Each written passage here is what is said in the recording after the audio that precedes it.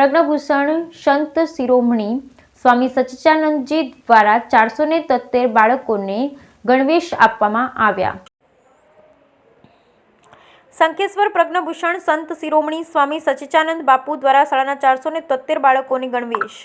પાટણ જિલ્લાના શંખેશ્વર મુજપુર કુમાર કન્યા શાળામાં ગણવેશ વિતરણ પુસ્તક ભેટ અપાયા।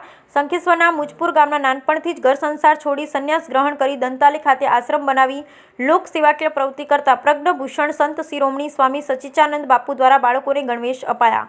બાપુના માદરે વતન મુજપુર ગામે મોતીલાલ માવજીભાઈ ત્રિવેદી પે સેન્ટર કુમાર શાળા તેમજ વાહલીબેન મોતીલાલ ત્રિવેદી કન્યા પ્રાથમિક શાળા આ બંને શાળાના 473 બાળકોને સ્વામીજી તરફથી એમના પરિવારના સભ્ય ભગવતી પ્રસાદના હસ્તે બાળકોને ગણવેશ આપવામાં આવ્યા। ત્યારબાદ બાપુ દ્વારા લખાયેલા તમામ પુસ્તકોનો એક સેટ મુજપુરની બંને શાળામાં અર્પણ કરવામાં આવ્યો હતો। મુજપુર સ્કૂલમાં બાળકોને ગણવેશ મળતા બાળકોમાં આનંદ છવાયો હતો।